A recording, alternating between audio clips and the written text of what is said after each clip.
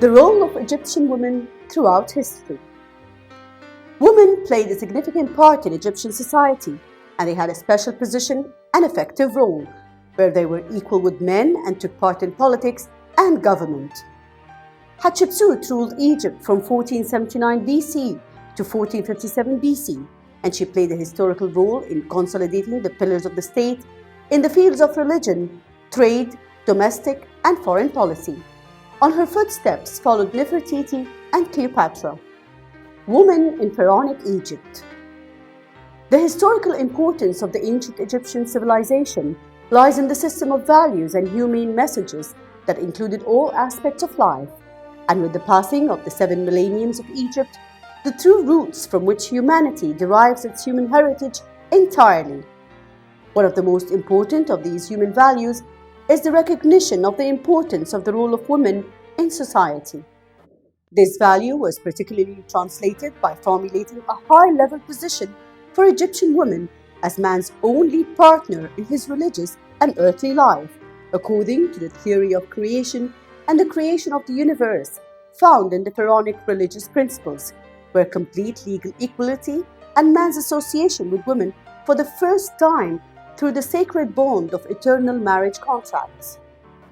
Women went beyond this position until they reached the point of sacredness, so female deities appeared alongside the male gods, and even the god of wisdom was in the form of a woman, and the goddess Isis was the symbol of loyalty and devotion. In Pharaonic history, Egyptian women were also able to enter many different fields of work, and the practical appreciation of them reached the point of raising them to the throne of the country, where only kings ruled in ancient times, and among them Hotep, the mother of King Khufu, and Khan, the daughter of Pharaoh Menkaure, and Ayahotep, queen of Thebes, and Hatshepsut, the daughter of Pharaoh Amun, wife of Akhenaton, and Cleopatra and her famous story with Mark Antony, which received literary attention worldwide. Egyptian women used to live a happy life in a country in which equality between the sexes appeared to be a normal matter, an expressive phrase by the French Egyptologist Christian de Ross-Noblecourt, affirming that the Egyptian considers equality to be a nature-inborn instinct, and the Pharaonic civilization set forth the first legislation and laws regulating the role of the woman, and the first of these legislations, and most important of which, was the marriage legislations, or the sacred bond in terms of rights and duties, based on mutual respect between the husband and the wife, as she is the housewife and the master in it.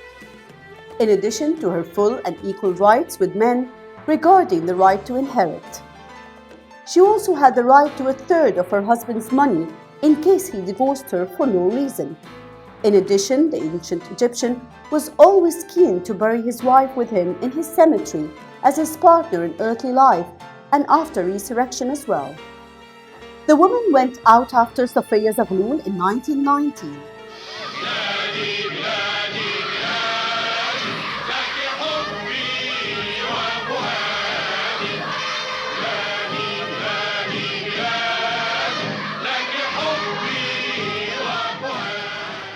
And condemned the exile of the leaders, and some of them fell as martyrs.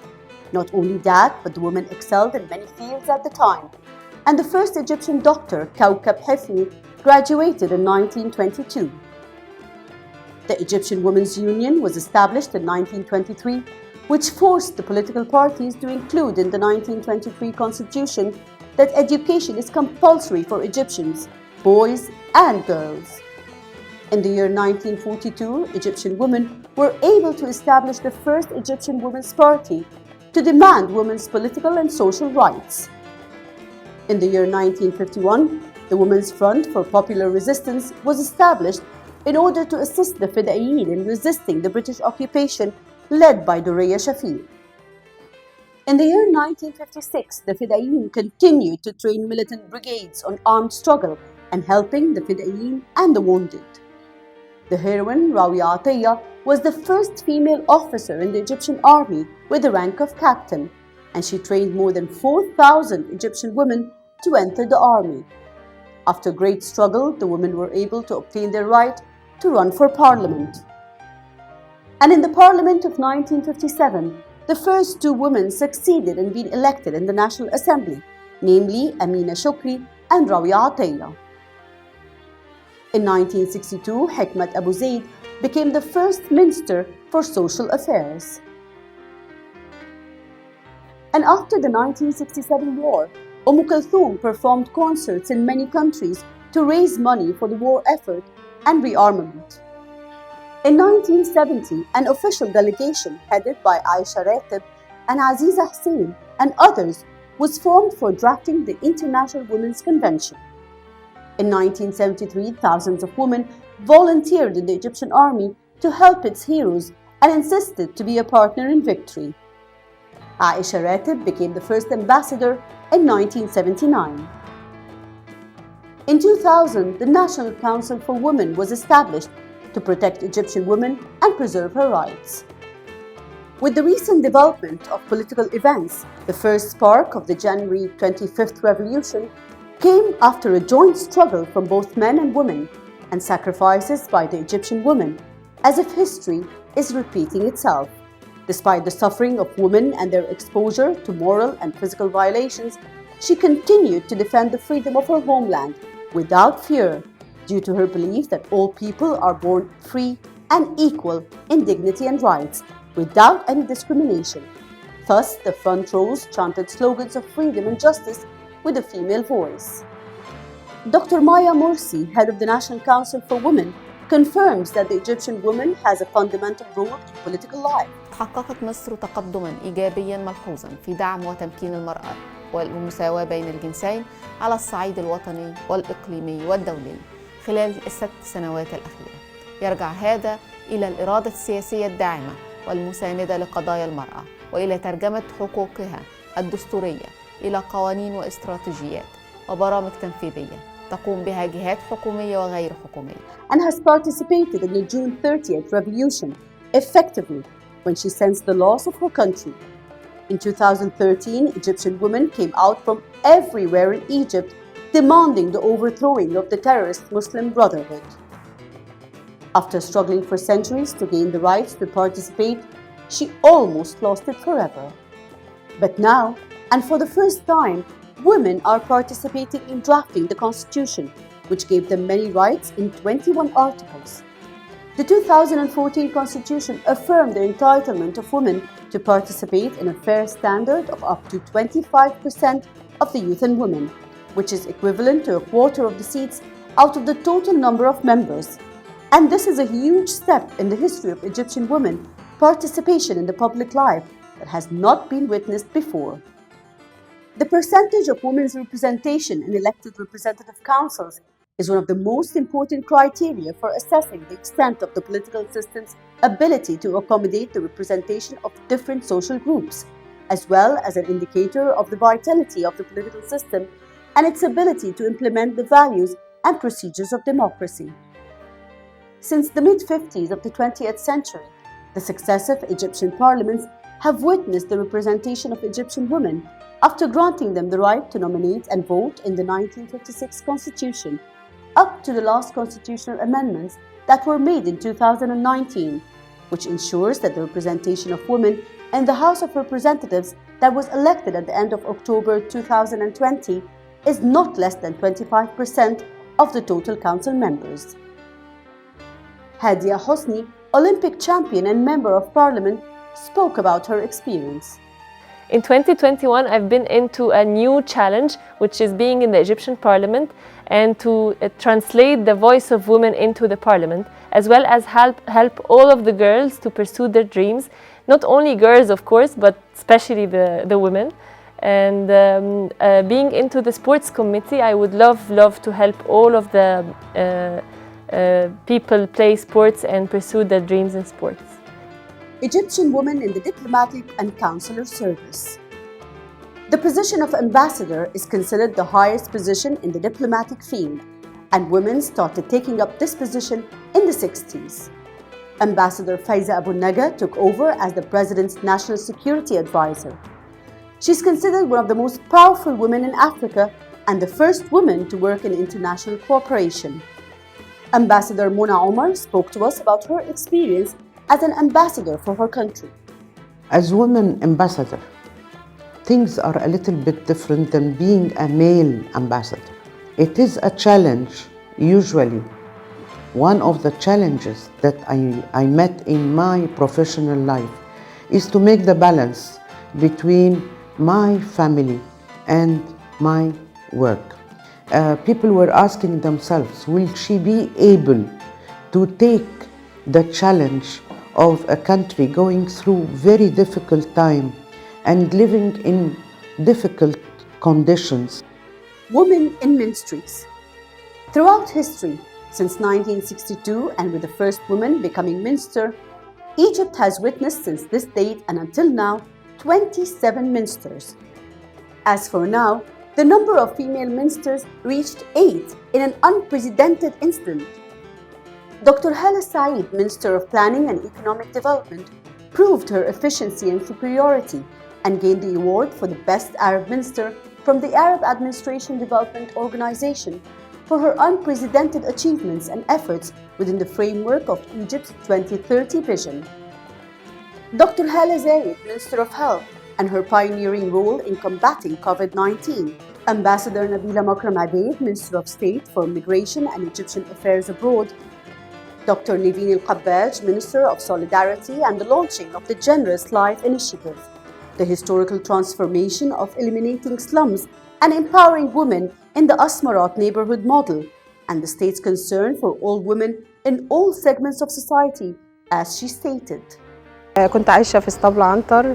أنا هناك كنت زوجة أو أم بس كان دوري محدود، ما كانش متعمق زي دلوقتي. دلوقتي جينا اشتغلنا، بدأنا نتكلم مع البنات اللي هي مش عارفة يعني إيه تعليم أو خروجها من التعليم، إزاي تصنع قرار، إزاي لا دورنا اختلف كتير. The state took care in supporting Egyptian women in the localities by taking up governor and vice governor posts and the increase in the number of women representatives in parliament. This reveals a new challenge to the role of women as deputy governor. Now in Egypt, there is a number of female deputy governors who are among the most efficient, and each one of them has an honorable history in her field of work.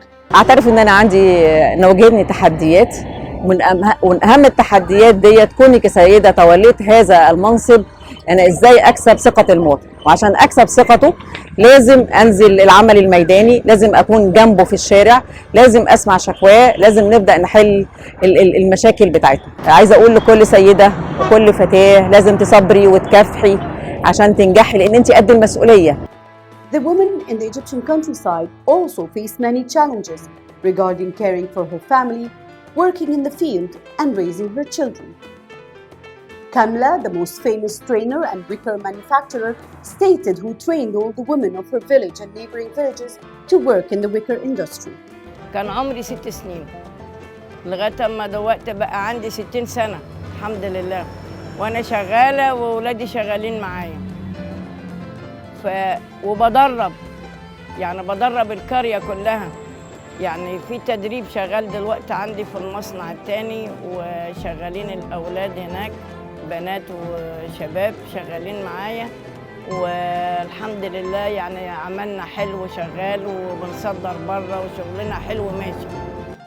Since President Abdel Fattah el-Sisi took office in 2014, Egypt has maximized its efforts towards the African continent by revitalizing cooperation between Egypt and African countries in all fields, as well as hosting a number of conferences and forums concerned with investment, economy, and security in the continent. All this resulted in Egypt's presidency of the African Union in 2019. This was the result of tireless efforts of the Egyptian state in recent years and Cairo's keenness to restore its role in the African continent. Through continuous meetings and tireless efforts, African leaders succeeded with serious efforts by Egypt in formulating the Development Agenda 2063. One of its most important goals was that all African citizens must be included in decision-making in all areas, so that no child, woman, or man is excluded because of gender, political, religious, or ethnic affiliation, age, or any other reason. At the African Arab Youth Forum, 16th March 2019, President al-Sisi recommended in the closing session of the forum in its first edition that work should be directed to empower youth and women by converting political will into practical measures to prepare and qualify them through promoting education and training.